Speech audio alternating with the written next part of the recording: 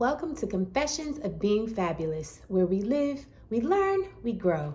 Today, I wanted to speak with you briefly about how you can properly manage your contracts. This channel is all about personal development, but I suspect people that will be attracted to this channel are going to be mompreneurs, female entrepreneurs, women that are in business, women that are looking to get into business. And so as much as you will find videos about personal development here, you're also going to hear some videos about just good practices as it relates to the legal aspect of your business. So I was on a call with a prospect recently, and this is what prompted me to, do this particular video. And he was asking about my contracts. And he's like, are your contracts bulletproof? And that's a fair question. You want to understand the attorney that you're deciding to hire and what they're capable of and their track record and so on and so forth. And so I answered in a way that, obviously without talking about other clients' specifics, basically explaining him my process for any contract that I'm going to review, negotiate, draft from scratch. I have a process, and I went through that with him. But it occurred to me, when it comes to the idea of being bulletproof, the reason you would ask that is because you're kind of asking, how can I not end up in court ever? And the reality is that the idea of you having a contract in place is going to also be you, the client, your responsibility to manage it a certain way. And what I mean by that is every contract is going to have terms and provisions. Yes, if drafted a certain way, that can protect you and keep you out of court. But those same provisions, even if they are bulletproof, can land you right in court if you don't do your part in managing your contract. So what I mean by that is every contract may potentially have some responsibilities that you, as the signer, as one of the parties, is responsible for upholding. So for example, I'll just list 3 things on today, but one of the first thing is your contract expiration. When does the contract expire? That may be important for you to know because of the nature of your business.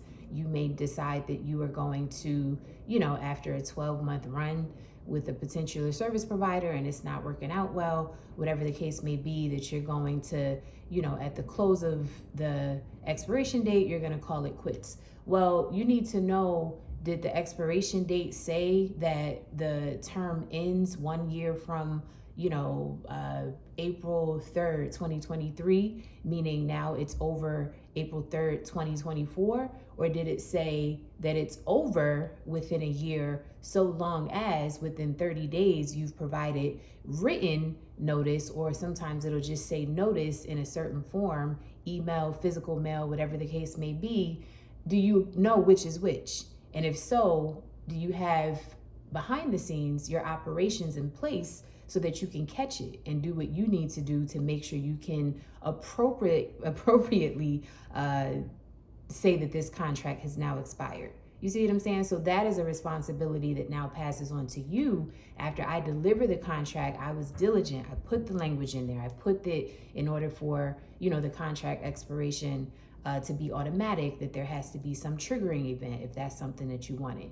But now you have to take the time to actually manage it accordingly. Another term that you want to think about, renewal. Does your contract say that renewal is automatic? Because maybe you actually want to continue this relationship for a very long time. And so maybe the contract was constructed in a way where it automatically renews the anniversary date, of the year. So let's use same example, April 3rd, 2023. So it automatically renews on April 3rd, 2024. But it could say something like, so long as neither party has given notice of its desire to not renew, in which case the contract will automatically renew. And again, there's no right or wrong. It's about what you want at the time you're having me draft it. and what makes sense for the deal. But going back to your responsibility, it's your responsibility to know what happens to renew. Is there something I need to do if I don't want to renew? Is there something the other party needs to do? I had a scenario once where somebody actually, this was a pretty lengthy contract, and they were coming to a close, and they passed this, term. Let's say it was 5 years. They passed this 5-year mark, and they decided 5 years and some change after that they didn't want to continue the relationship. So when they looked at their contract, come to find out, well, they needed to give the other party notice about 6 months before. And that's not uncommon. If you have a 5-year contract and you've been doing business a certain way with a certain party, that party might want a heads up if you're going to leave 6 months in advance, because contracts that are 5, years longer, it sounds like that's a big part of the operations of that company.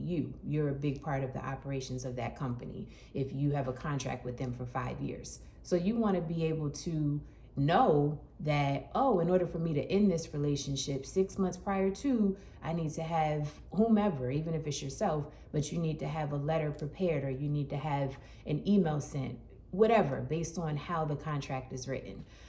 So that's another thing to look out for in your contracts when I talk about like how do you properly manage, going along the same lines of bulletproof. Bulletproof falls on the attorney when it comes to like the drafting and making sure that I know what you want, making sure that I'm understanding how to best protect you. But in terms of managing it, that's on you, the client, and how you set it up to notify you of these different pieces of the contract. And then the last thing is triggering events that impact the relationship you have to the contract. And that's basically talking about, is there anything, for example, that can happen like a bankruptcy, insolvency? If those things were to happen, does that somehow permit the other party to dead the contract altogether?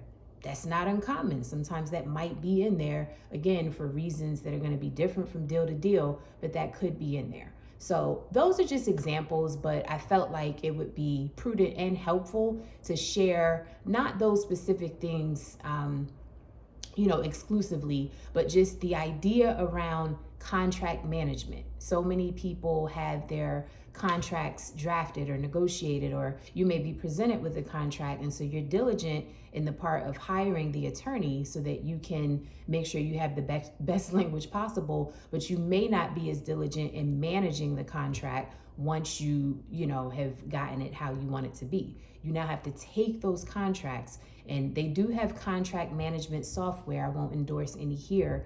Do your research, but they have contract management software that would allow you to receive reminders and revision control, different things like that. But the whole point of it is every contract, you got to look at it as like a living, breathing document.